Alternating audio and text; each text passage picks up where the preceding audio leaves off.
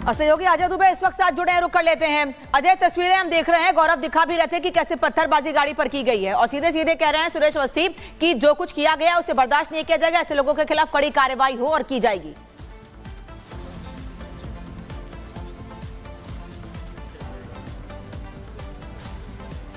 अजय, आवाज पहुंच रही है आप तक? इस संपर्क नहीं हो पा रहा, जैसे बात करेंगे वापस। अजय बताएं, आवाज आ रही है तो।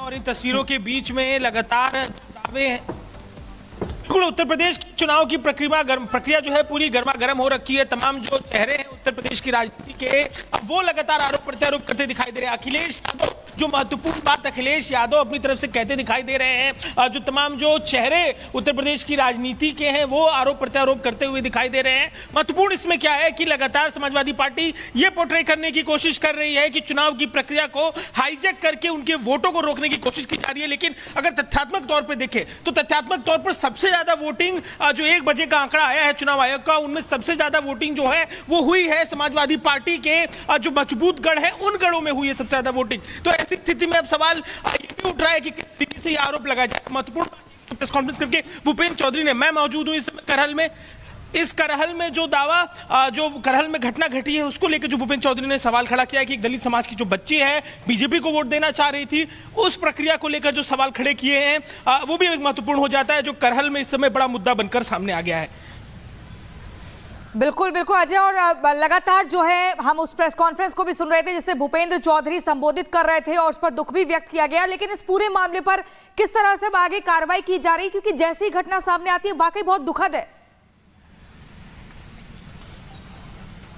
बिल्कुल इस समय पोस्टमार्टम, उस बच्ची का पोस्टमार्टम किया जा रहा है। पोस्टमार्टम मैनपुरी में अस्पताल में पोस्टमार्टम के लिए परिवार पहुंचा हुआ है। और महत्वपूर्ण इसमें क्या है कि अब जो घटनाक्रम घटा है, जो एक गणित है, जो जातिगत गणित है मैनपुरी का, उसमें असर इसका किस तरह से रहेगा। क्या इस घटना को जिस तरीके से जो मां की बाइट आई है, मां ने जो बयान जारी किया है, उन बातों को अगर ध्यान में रखा जाए तो यह महत्वपूर्ण हो जाता है। और इस समय एक्शन देखने को, जांच पड़ताल देखने को मिल रही है मैनपुरी में।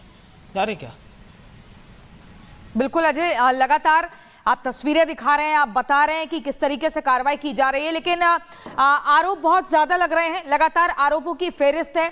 ऐसे में आप बता रहे हैं कि जो मां है उस बच्ची की, वो भी अपना दुख व्यक्त कर रही है। लेकिन अब अगला कदम क्या कुछ उठाया जाएगा, क्योंकि इस खबर ने इस उत्तर प्रदेश के उपचुनाव में एकदम हलचल मचा दी है। बिल्कुल उपचुनाव की प्रक्रिया के दौरान और बीजेपी ने भी अब जिस तरीके से ये पूरा घटनाक्रम घटा है, तो सवाल भारतीय जनता पार्टी के जो उम्मीदवार इस विधानसभा से हैं उन्होंने भी सोशल मीडिया पर डालकर पूछे हैं। वहां से अब ये बात जो है अब करहल में चर्चा का विषय है। इस समय पोस्टमार्टम करने के लिए परिजन जो हैं, उनके संग उनके ग्रामीण समाज के लोग, दूसरे लोग भी मैनपुरी के जिला अस्पताल में पहुंचे हैं और ये पूरी प्रक्रिया जो है यहाँ पर चुनावी वो भी चल रही है और तमाम सवाल लोग जो इस घटनाक्रम को लेकर पूछ रहे हैं। अजय, जिस तरीके से इस पूरे घटनाक्रम को चुनावी रंग यहां पर देने की कोशिश की जा रही है, इसमें असलियत क्या है, सच्चाई क्या है, प्राथमिक तौर पर पुलिस की रिपोर्ट क्या कह रही है, पुलिस की जांच पड़ताल आखिर पहुंची कहां तक है?